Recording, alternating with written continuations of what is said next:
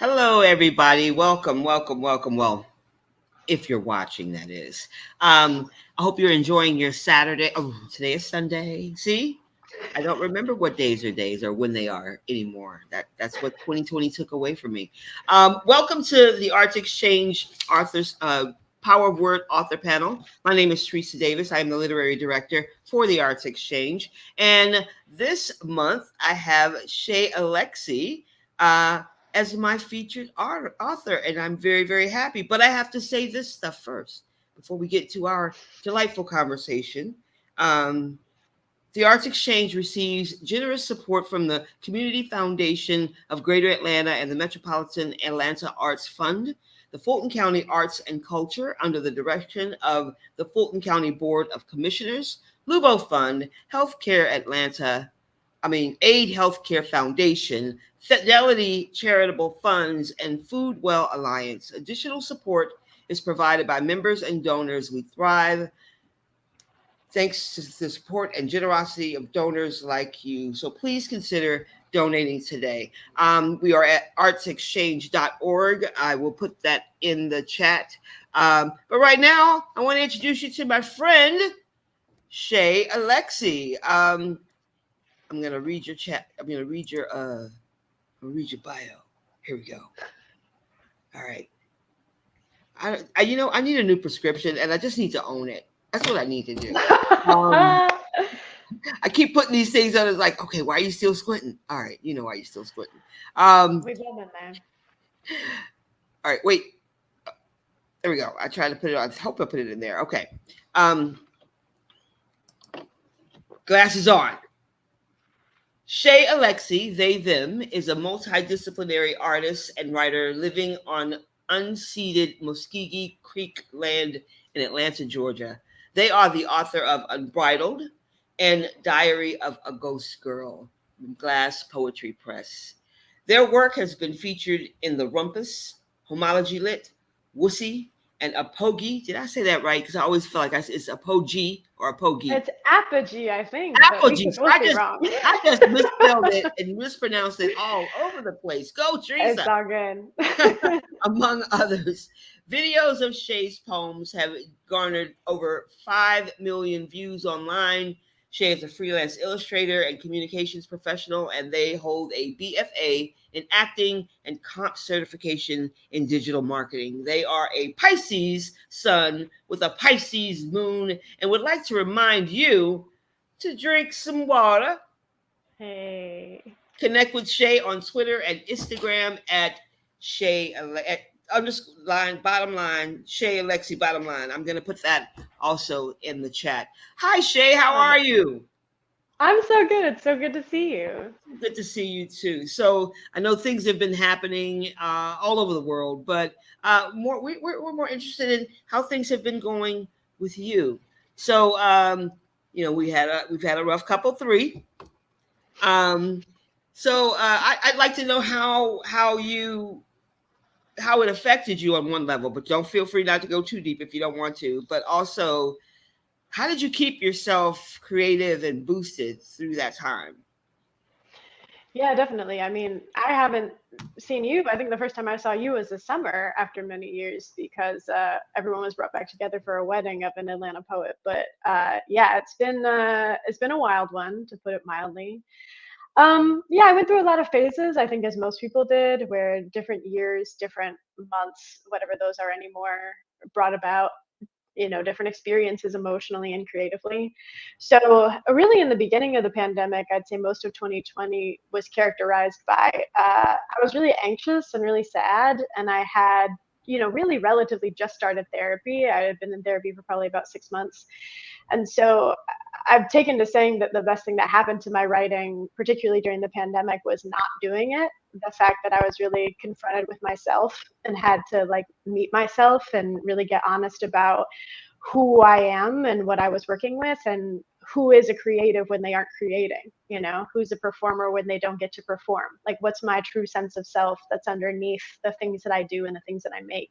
Yeah. So it was a real period of personal transformation for me, of kind of taking a break from being creatively productive and investing more in just like my wellness and getting to know who I was. And that investment of time then allowed the like bottom half, the most recent, year and a half of the past 3 years of mess, to be really creatively productive, because I kind of opened up all of that potential in myself to be really present with my work. So I found a lot of joy kind of going through that process, and despite of the larger mess, and a lot of creative fulfillment, which I'm really grateful for. Yeah. No, I think a lot of people um, reacted really, really differently in this situation. It was very interesting to kind of periphery watch, because that's all we could do, Shay. That's all we could do was watch on a little Zoom box screen. Yes. Yes. But we were able to see how some people became like super hyper productive, and then some people were like, "Oh wait, maybe I'm a chef," and then started their own businesses. Right. And then others were just like me. I had like a year of like very, very, very intense imposter syndrome. Yeah. Like bad, and Mm-hmm.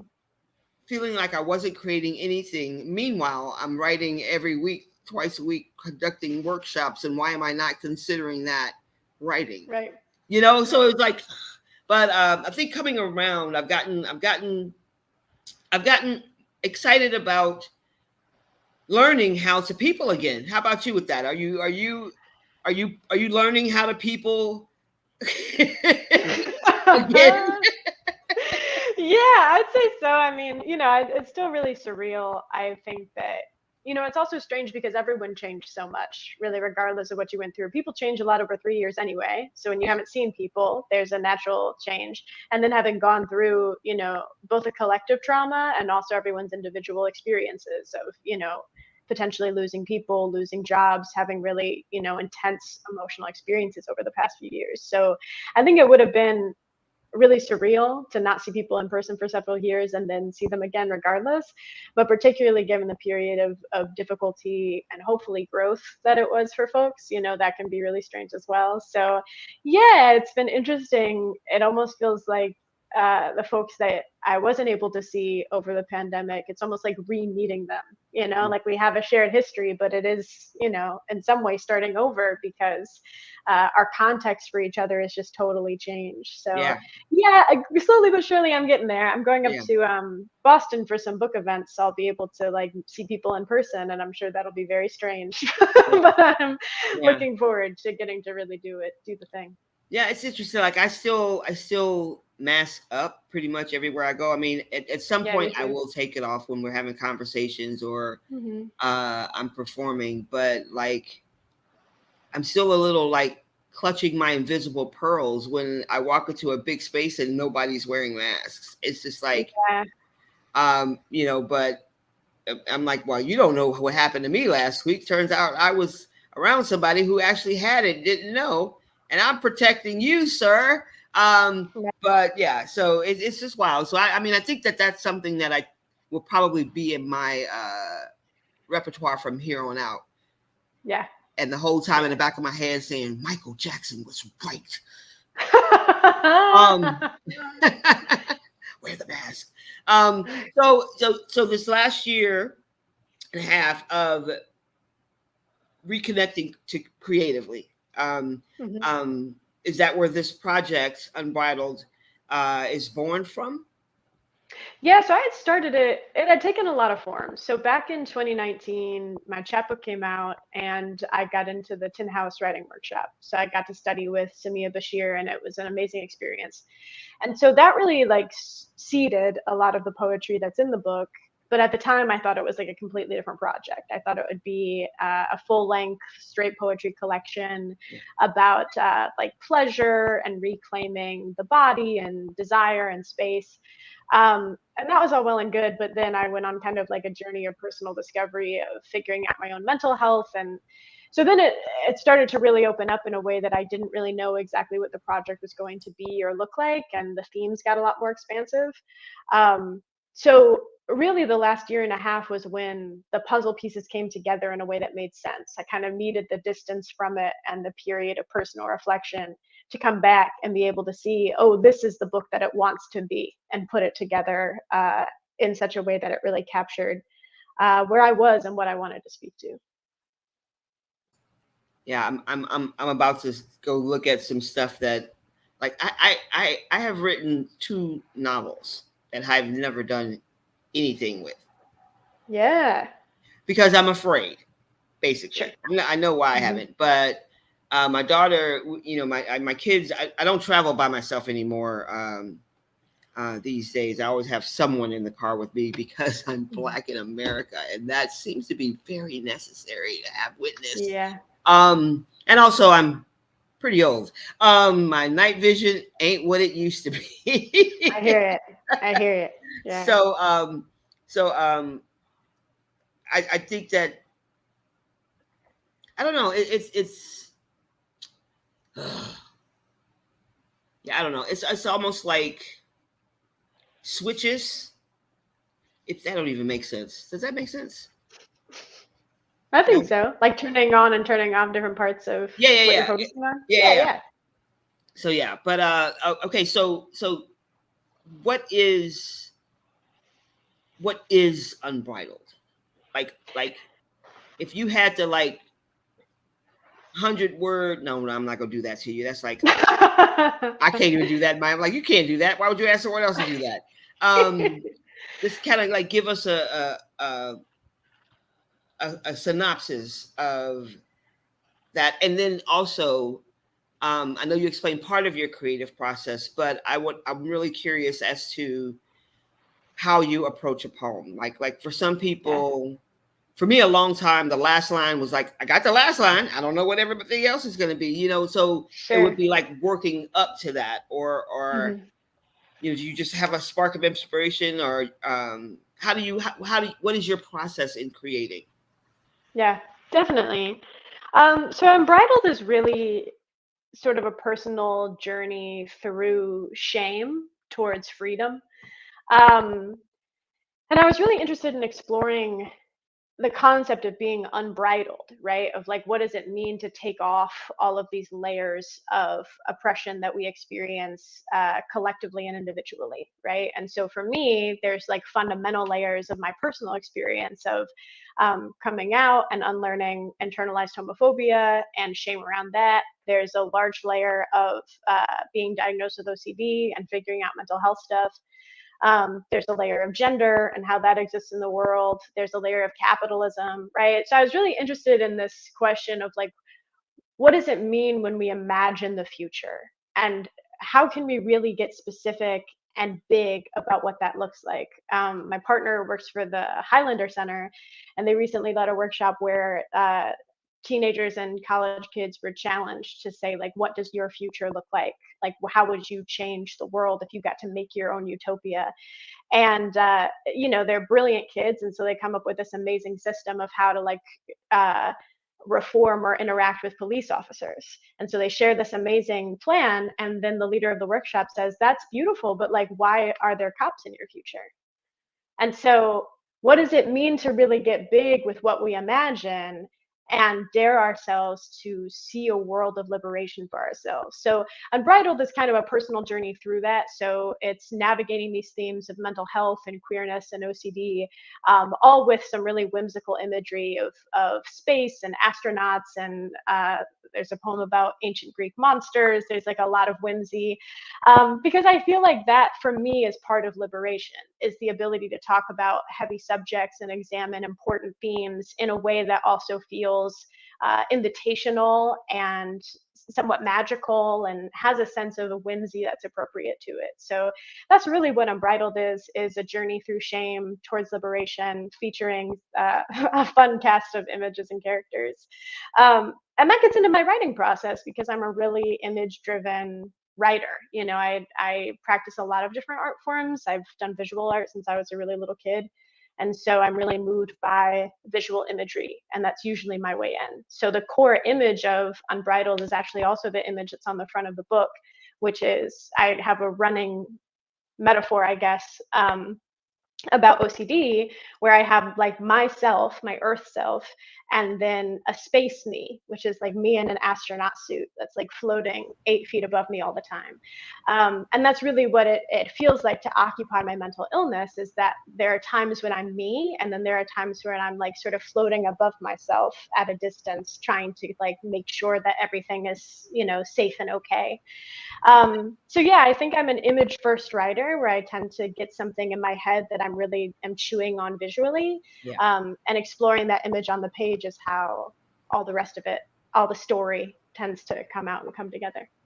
Nice, nice, nice, nice. Now I still have you may not have known this, and I hope it doesn't come off as slightly paper stalkerish afterwards.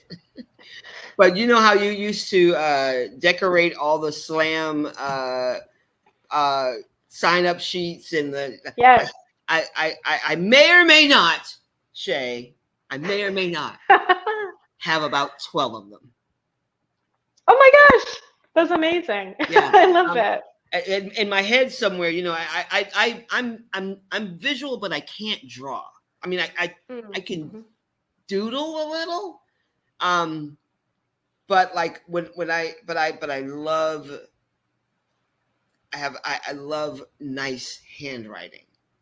Yeah. Like I might have dated a girl because she had nice handwriting. It's like she might I have just understand. wrote something down, and I was like, And you're like, that's it.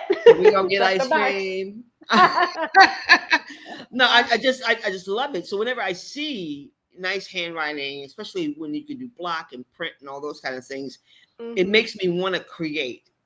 And so Yeah. what I and sometimes you doodle words and other things on the side, and some of those have become writing prompts where I'm like, okay, I'm going to take all these weird these words. I don't even know what that means. I'm going to look that one up, and then I'm going to try to use them in something that that I can create. I constantly collect word banks. I don't know if you're a word bank kind of person, Yeah, but yeah. if I see a word, I'm like, that is a sexy word. I need to know what it means, and I Right, need to right. use it.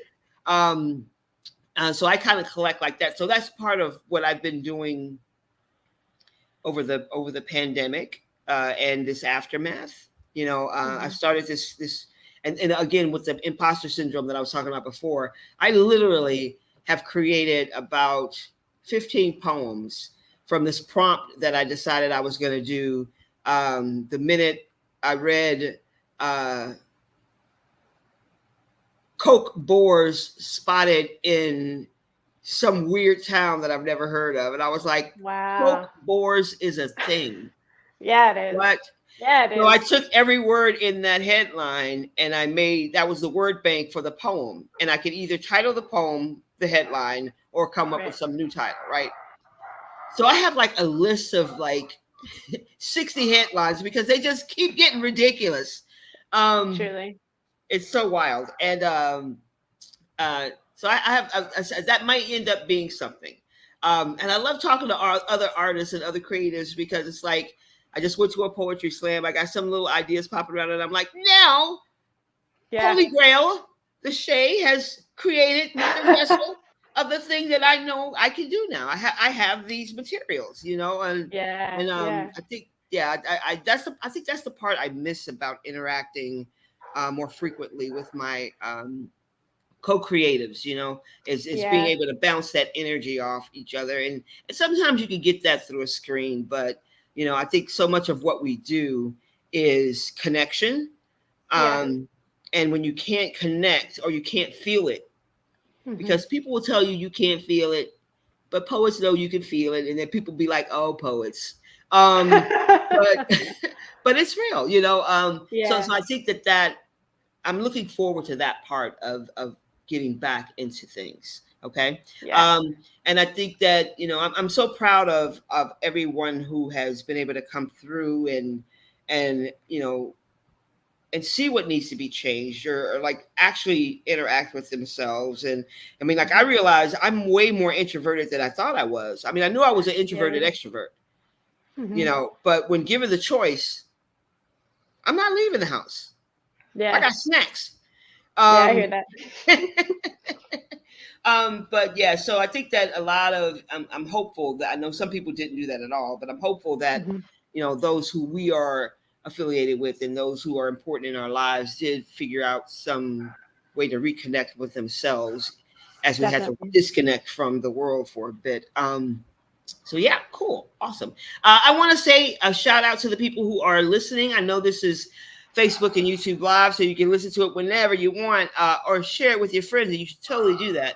But if you have questions out there, please feel free to put them in the chat, and I will share them.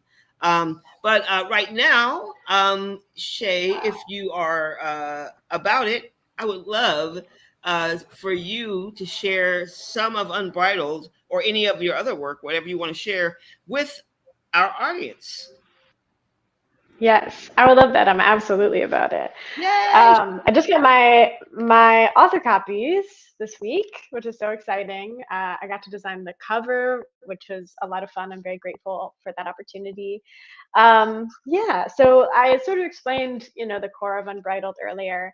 And one thing that is different about it from some of my other work that is also very vulnerable for me is that it's not just all poems. So it's all lyrical, but it goes back and forth between lyrical essays and poems. So it's a little bit different, a little bit meatier than some of my other work. So I'm going to start by reading the first lyrical essay in the book that introduces the idea that I talked about earlier, this space me, the second self. And it is called Big Smallness. How dare the night be so vast? But I guess the night did come first and all, long before me and my unbearable everything. So maybe the night sees me, 8 years old and gangly legged, and similarly admonishes my big smallness. That's not fair, I scream back into the darkness. I didn't ask to be here either. Phone wallet ID keys is the song I sing to myself in the airport security line.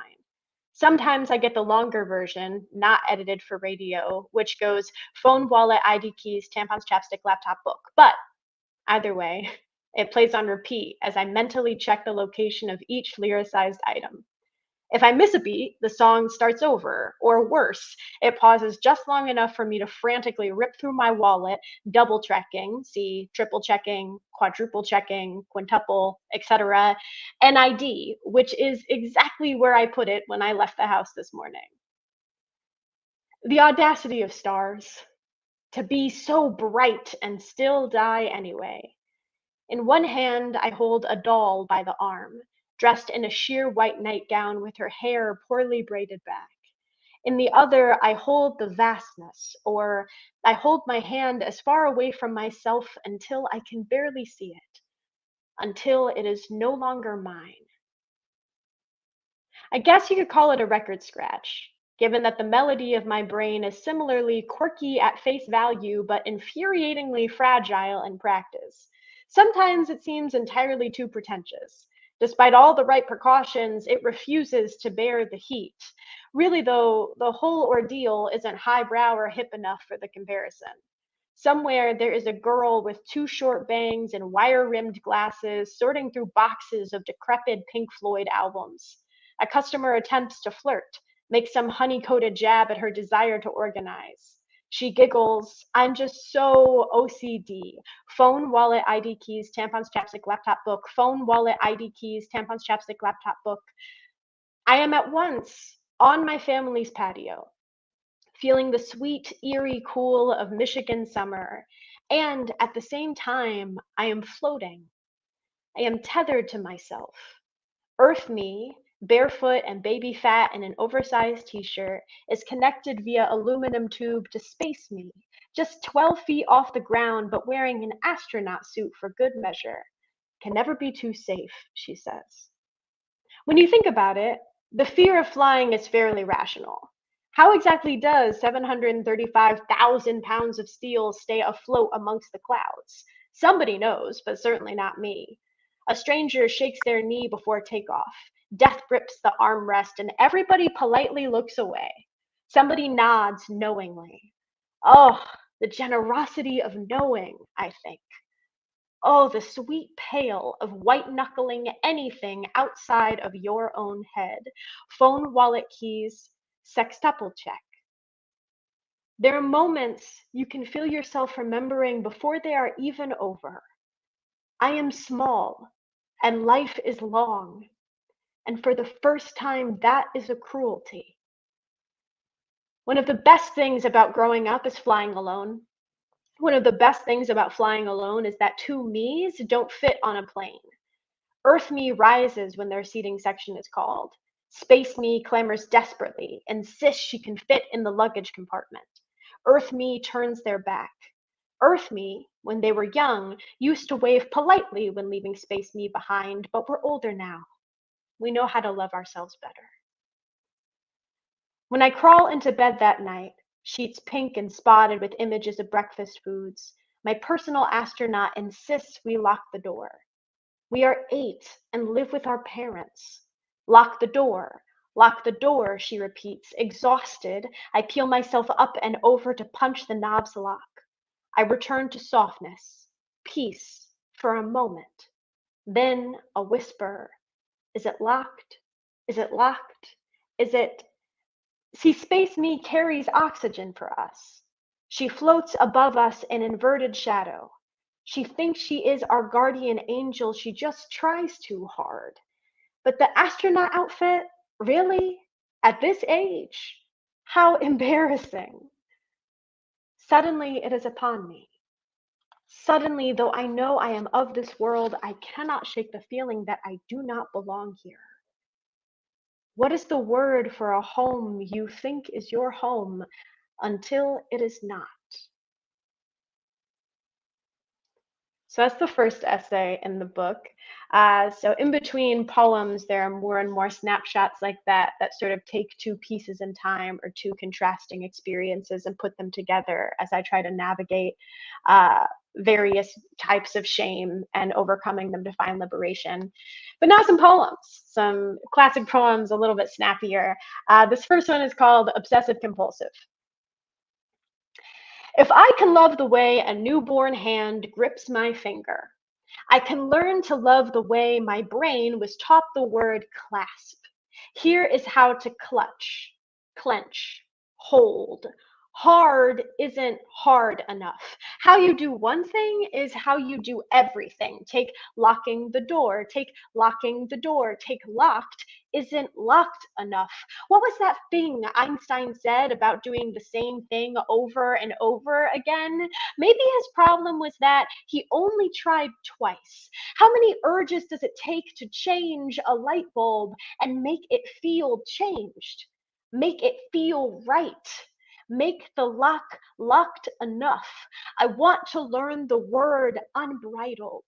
I want a more interesting way to say I'm tired of redoing.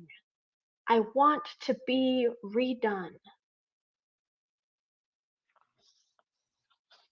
Yes, yes, yes.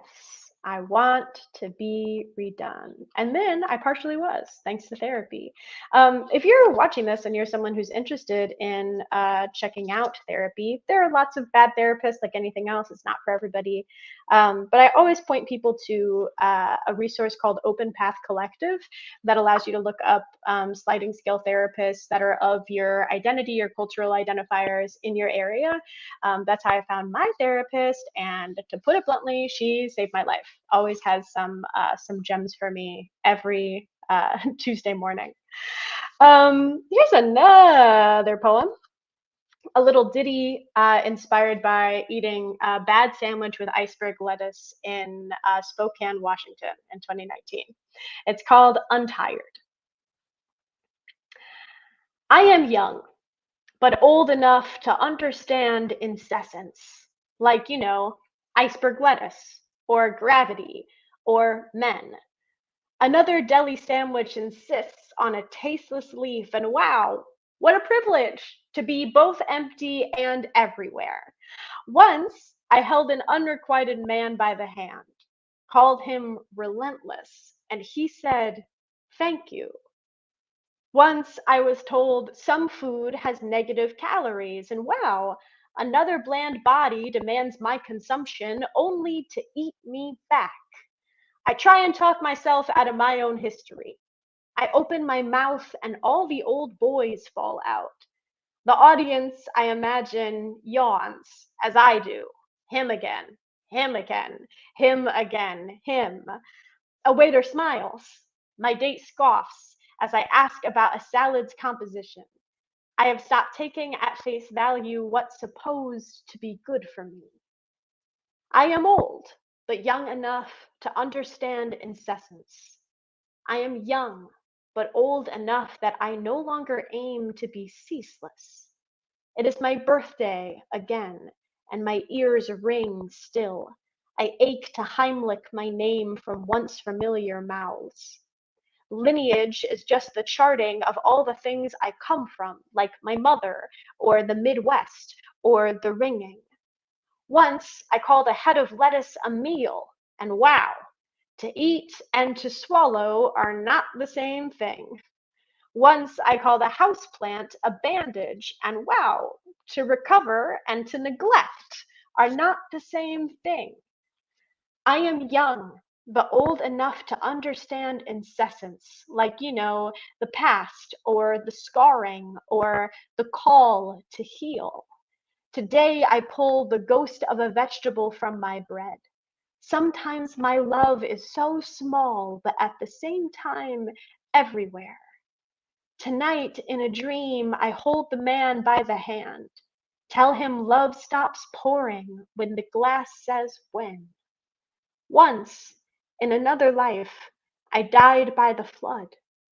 Here, I affirm the water. I rise. I float.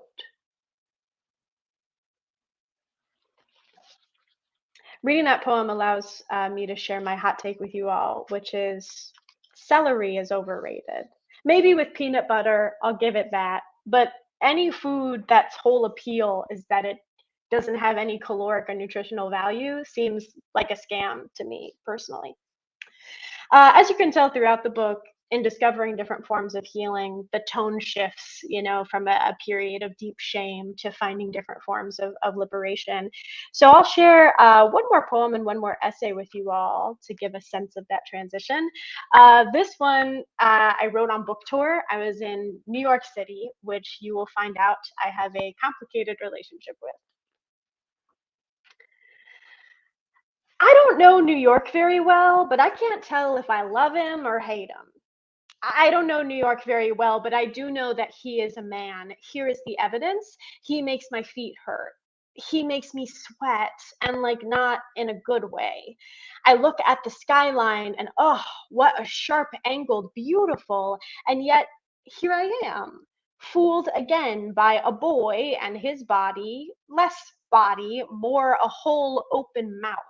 He reaches for my hand, palm full of loose teeth. And yeah, like maybe I like him because my friend likes him. She's always saying every corner has flowers and he's always surprising her. But is the surprise the smell of piss on Sundays, or that she can't keep affording all that he's taking from her? He is a home, I guess, for the want you're supposed to want, for the neon pretty in your windows but can kill you when the glass cracks. Did you know all my ex-lovers were electric magenta when we first met?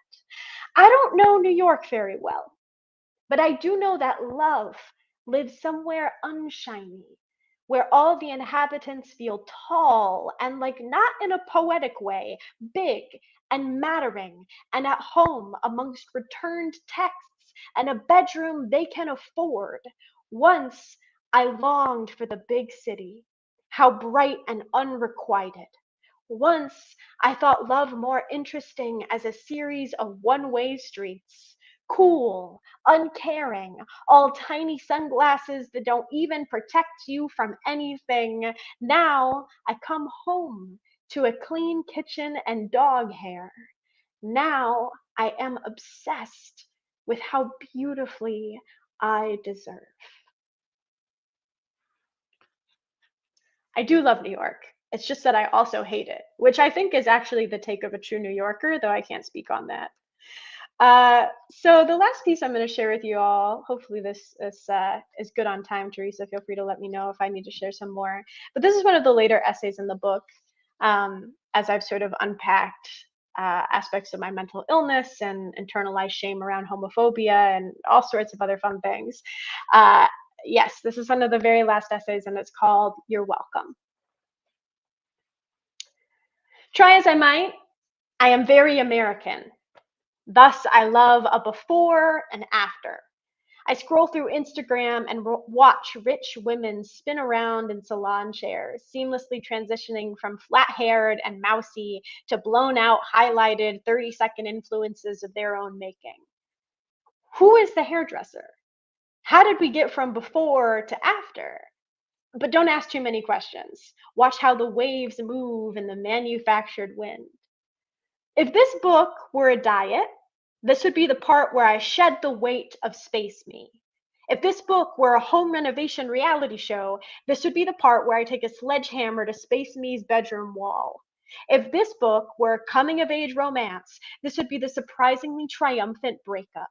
Look at me now, all thin and marble-countered and smiling through tears. Look at me now, pretty and winning. Try as I might, I am very American. Thus, I erase labor, even my own. How does the package arrive at my door? Who pays for the overnight shipping when I know the answer is certainly not me? I overperform for friends, partners, supervisors, and it is always no problem. I shudder at the phrase, you're welcome, the acknowledgement of my effort and the implication of deserved thanks. Space Me visits me often. Sometimes I try to slam the door in her face, but instead find her sitting at my dining room table. Aren't you going to offer me something to drink? Sometimes I feel a warmth for her, a visit from my old, out-of-touch, beloved friend. My brilliant brother once wrote an analysis of orange juice commercials, how the fruit falls off the branch into the glass, magically picked and liquefied as if it were an act of divinity. Now, when I watch television advertisements, I can't stop thinking about how you never see anybody's hands. The fact is this: Space Me kept me alive for 25 years before I ever thought to question her methods. This is not to say that there aren't better ways of managing being alive, but it is to say she cares for me. She wants me here. I cannot thank her enough. Try as I might, I am very American. At my first therapy appointment, I tell my counselor, my brain is broken. I am the before and I want the after. I want to be better, I tell her. Spin me around on the couch. Can you edit the transition seamlessly enough that nobody sees me unshiny? I want sick and then I want well. I want broken and then I want whole. Space Me visits most often at nighttime. She worries for my safety while walking the dog or locking up the house or brushing my teeth.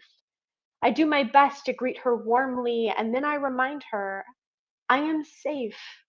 I am sure. I love you, and I do not need you. Life is laborious, and I'm tired of lying. Many days I love the labor of life, but loving your work doesn't make it not work. Sometimes people talk to me as if I am the orange juice, tangy and present and miraculously bright. After they reach full ripeness, fruits die. Everybody asks about the vine. Nobody ever asks about the dying. Here is the thing about being better. I never will be. Better, as it is widely understood, an antonym of unwell, doesn't exist in this context.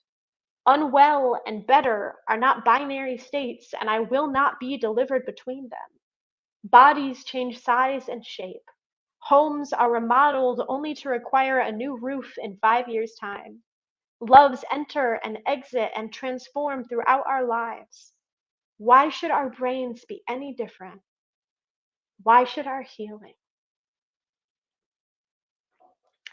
So that's a little sample of this big ol' scary book. Only scary to me, not scary to you.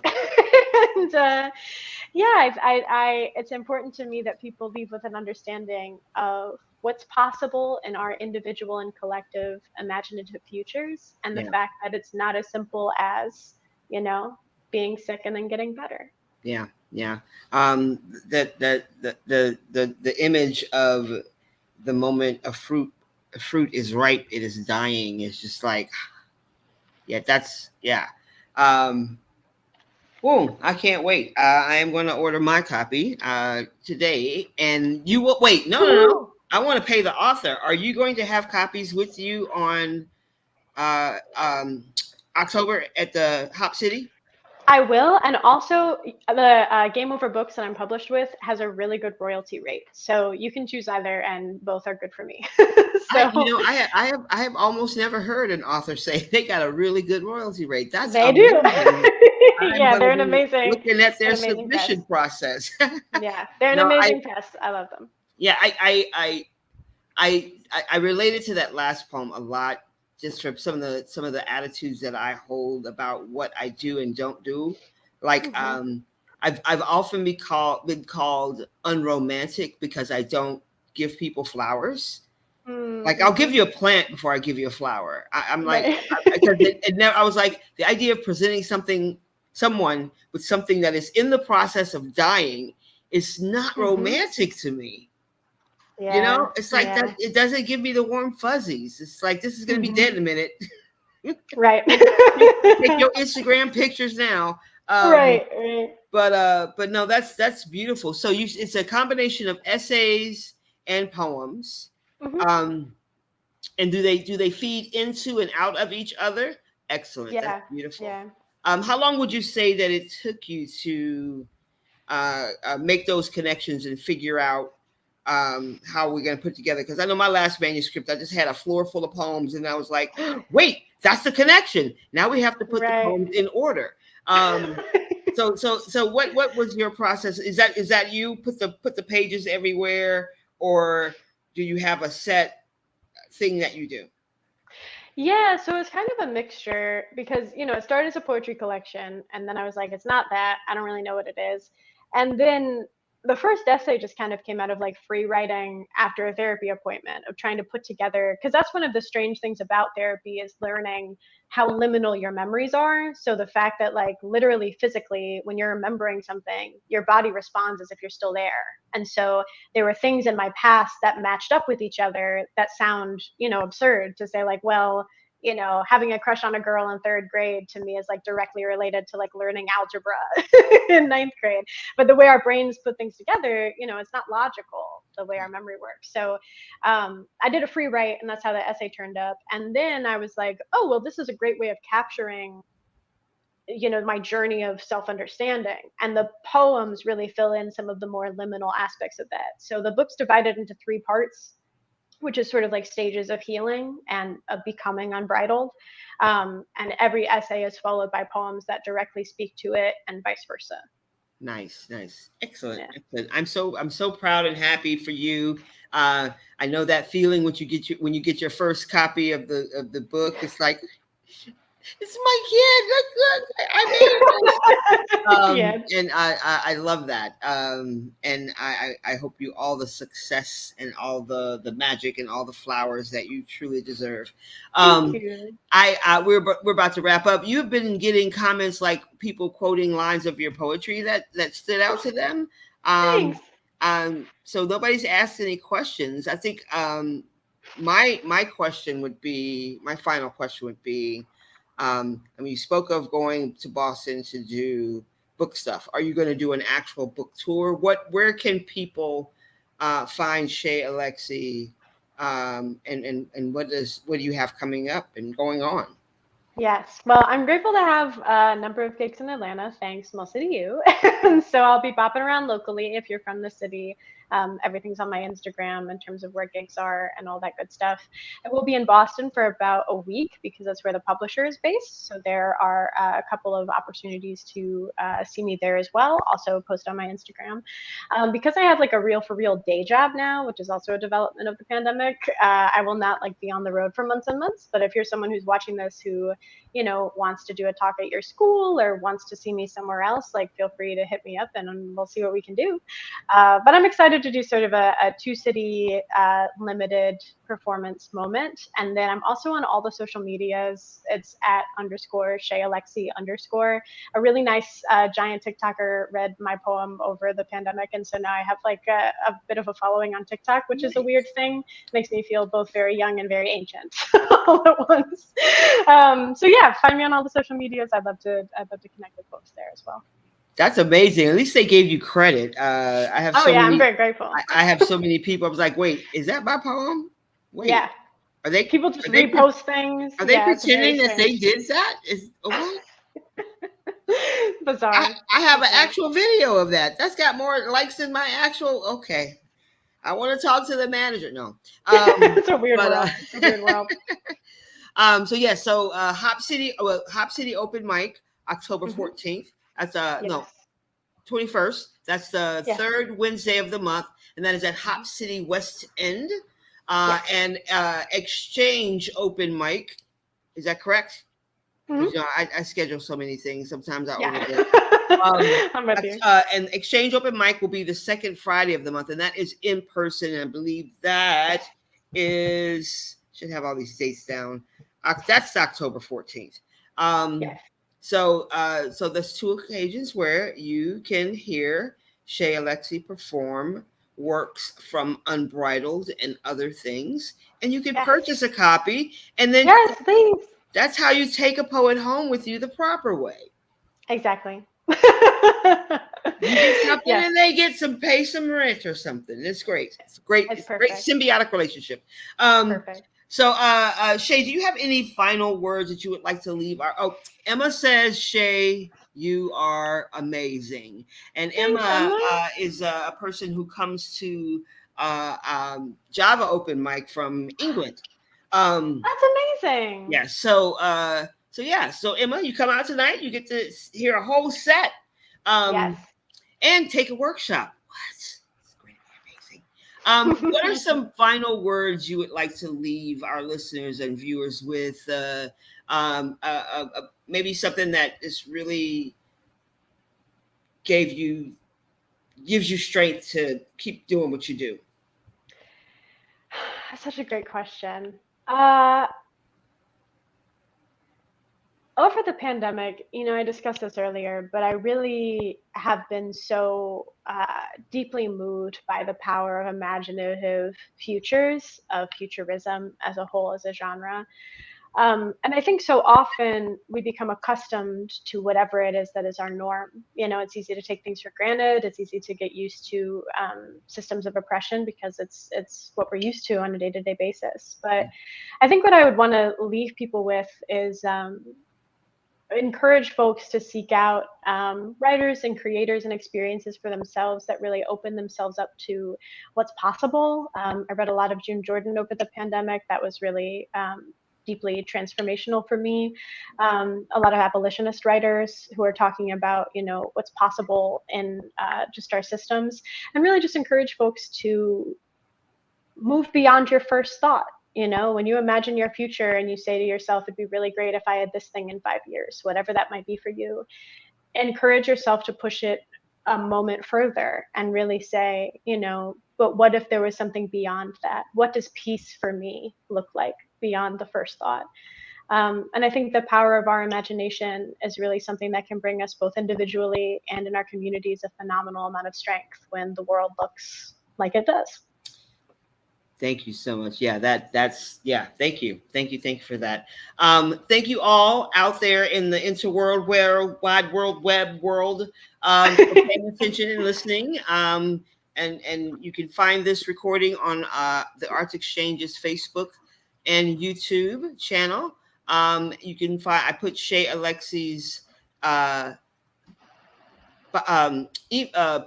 website link in the box, and there is a link on the website to where you can purchase your copy of Unbridled. Thank you so much, Shay, for spending part of your Sunday afternoon with me. I look forward to seeing you later tonight. And have a great day and drink all the water. Yes, you too, and I'll see you tonight. Yes, thank you so much, y'all. Thank you so much, Shay. Yay! All right. Thank you so much out there, and we are done. Bye.